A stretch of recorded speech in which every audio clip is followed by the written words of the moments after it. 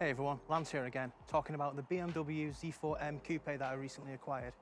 In the last video, we took it on our first drive, gave our initial impressions. Now what we're going to do is we're going to take a quick walk around of the car and show what's wrong with it. So here she is. She's a 2007 model in titanium silver.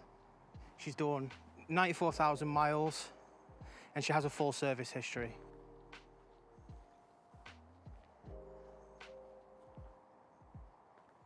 And for the most part, she looks pretty good.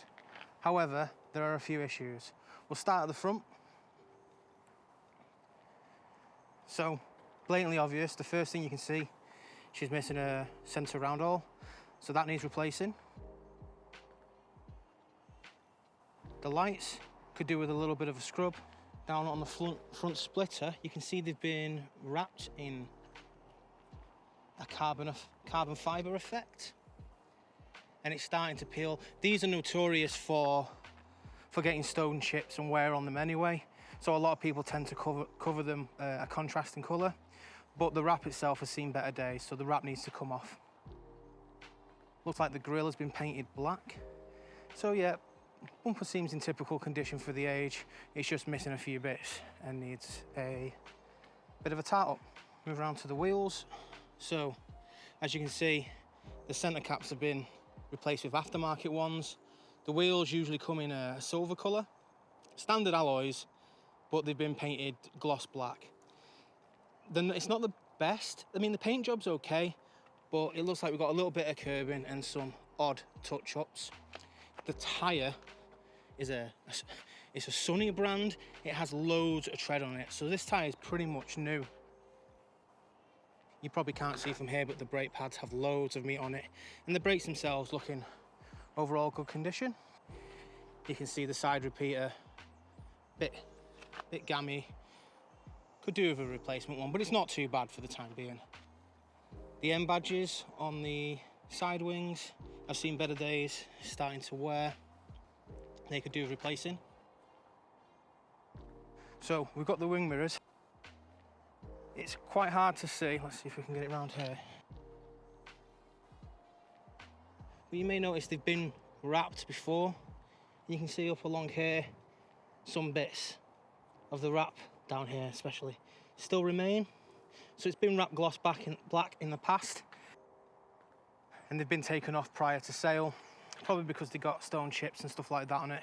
So they need replacing with either some, well, that can be removed and I could just keep them silver, but I feel like gloss black might be the way to go. So I'm thinking of either wrapping it or buying some ruby sapphire or carbon black genuine BMW ones.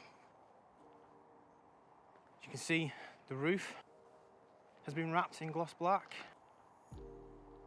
They never came with a contrasting roof or a carbon roof or anything like that. So this has been wrapped. And we'll get onto the other side of that in a second, but it's been wrapped. The job's not too bad. It's just an old wrap by the looks of things. Again, down to the rear wheel. This wheel looks in pretty good condition, to be fair. But again, missing the M badge and aftermarket centre cap. I've already ordered replacement official BMW centre caps and the small M badges that go on the wheels. We'll have a look at getting that one sorted and replacing all the caps and badges. The tyre on this is a Conti Sport Contact, so this is a good tyre. And again, this one has a decent amount of tread on it, but nothing like the fronts.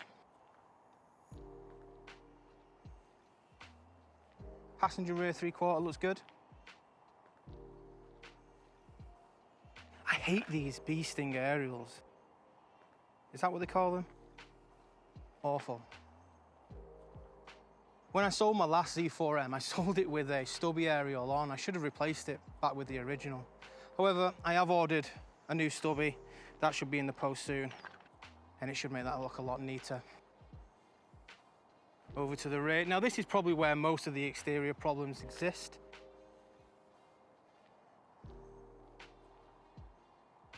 So, the BMW badge, as you can see, is a bit skewed. I've never taken one of them off on the on this type of locking mechanism BMW, so we'll have to have a look at that. Also got some scratches on the rear brake light. All the lights work though, which is good. I mean, for the most part, the back looks good. However, the M badge looks like an aftermarket one. The original was actually in the glove compartment, and we'll get to the glove compartment in a bit. But the original was in the glove compartment, and that was faded as well, so new M badges all round.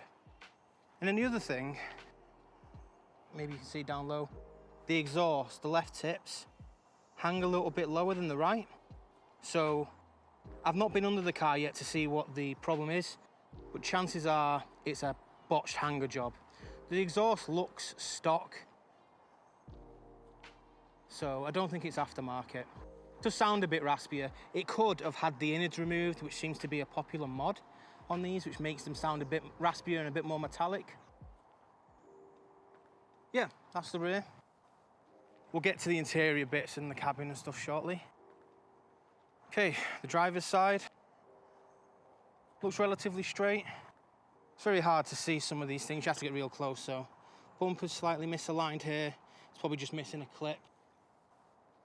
Very hard to see, but some fine scratches here. Very, very small dent there. It's very hard to see. I don't know if you can see that in the light. There's another one on the driver's door there, which is super hard to see. Maybe you can see it straight on. This side maybe. Yeah, very tough. Rear driver's side wheel. So again, the paint job doesn't look too bad. The tyre, so this one has quite a lot of tread on it. Again, same as the other rear, Conti Sport Contact. So a good tyre for all intents and purposes. But I have ordered replacement Michelin Pilot Sports all round. So they're due to get installed next week. So yeah, the gloss wrap roof, as you can see, is starting to peel ever so slightly here, which is a shame because if that wasn't like that, I'd leave it.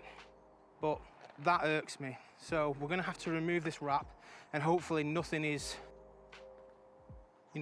nothing bad is lurking underneath the wrap. And yeah, we'll either get it rewrapped or we'll see what it looks like in titanium silver. But I do like the contrasting roof.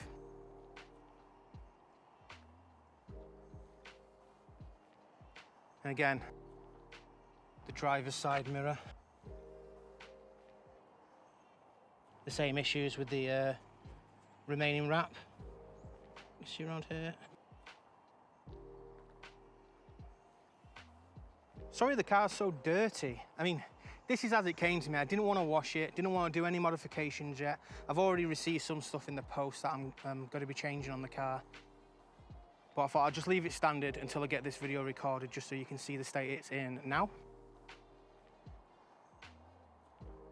Again, a bit faded, and badge. This indicator round all has seen better days. And then finally, the front driver's wheel. No, oh, it's an okay amount of tread, I guess. But again, Brahm, never heard of them. This particular wheel looks fine as well. And again, missing the M badge and an aftermarket center cap. Also gonna pick up some new studs. Yeah, and that is pretty much the state of the outside. Again, that light needs doing too. Okay, let's start the car up and get under the bonnet. We'll have a quick look at the interior in a minute. Starts right up.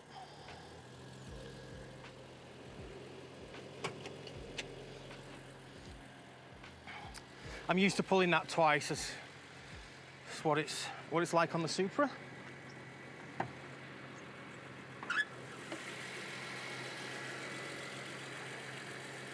So there she is, the mighty 3.2 litre, 340 brake horsepower, naturally aspirated BMW Z4M engine. Same engine found in the E46 M3 and the Z3 well, some of the Z4M models. It's a beautiful looking engine, really is. But for all intents and purposes, underneath, it's all clean. It's had a recent oil change and a recent air filter. Oil is all good. The service history on this is pretty decent as well. My only concern underneath the bonnet is you've got some aging parts, slight bit of rust on the slam panel. But all in all, the engine itself sounds sweet, performs really well, and looks good. You see the ridges on the bonnet, exclusive to the Z4M. And that roof as well, that roof line, that's pretty cool. Let's open the boot. We'll go there first, and then we'll dive inside the driver's seat. So, there's a few issues in the boot. They're only minor, and I alluded to them in my first drive video, because I'd already seen some of this stuff in advance. But you can see from here, some of the interior trim is not lining up correctly. So, that's not an issue. The clips are all there and everything, but what's happened is this. You can see some of the interior panels slightly misaligned because they've gone back in. They've been taken out at some point, probably to replace the rear light, but they've gone back in the wrong order. So that just needs unscrewing there.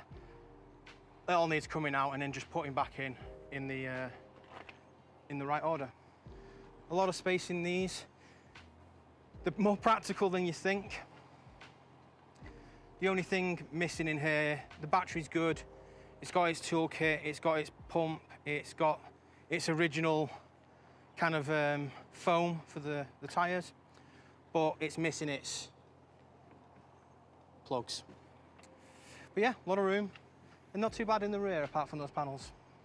Okay, let's go around to the driver's seat. Yeah. So this comes equipped with cup holders, which is good. And they work okay. They're a bit stiff at times, but they're working. We could just do with a bit of a grease and oil. You can notice as well, these are the carbon fibre wrap that's been put on the door handles. And to be fair, it's been done pretty good. However, it doesn't match the carbon fibre leatherette on the BMW optioned interior. Let's close this up. So here we are. So one thing I forgot to mention in my first drive video is there is an airbag light.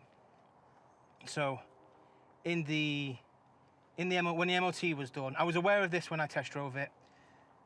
They've got a diagnostic tool and they said it's the steering angle sensor.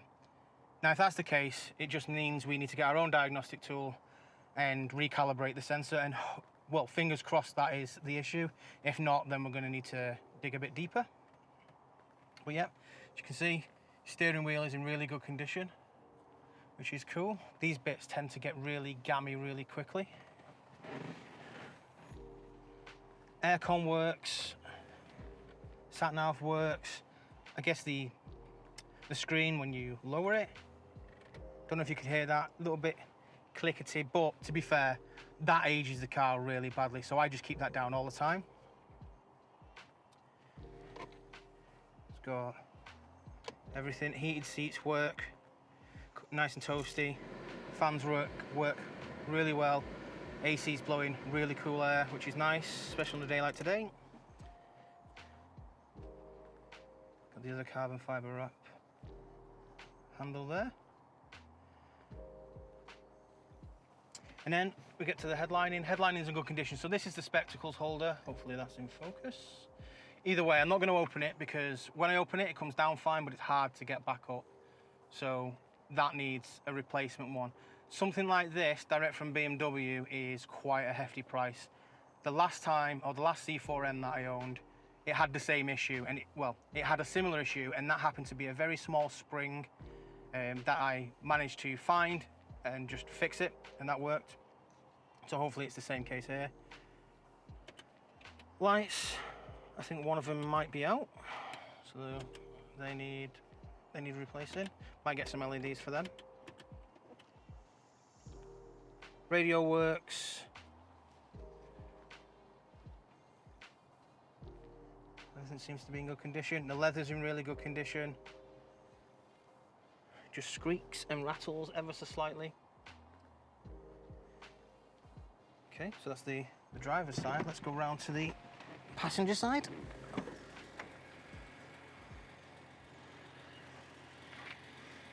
Not too bad. So the electric seats work.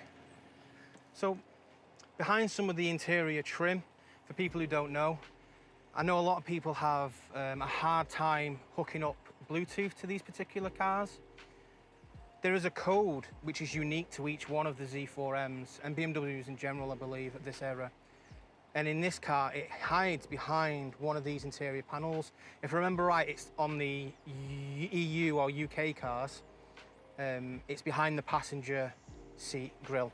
So there's a number in there which you'll need for your Bluetooth. And I guess the last real issue with the car is the glove box. So you'll see, it comes down, but it's a bit loose.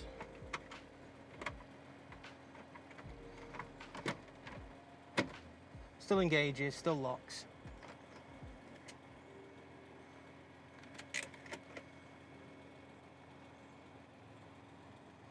But all in all, interior is really good.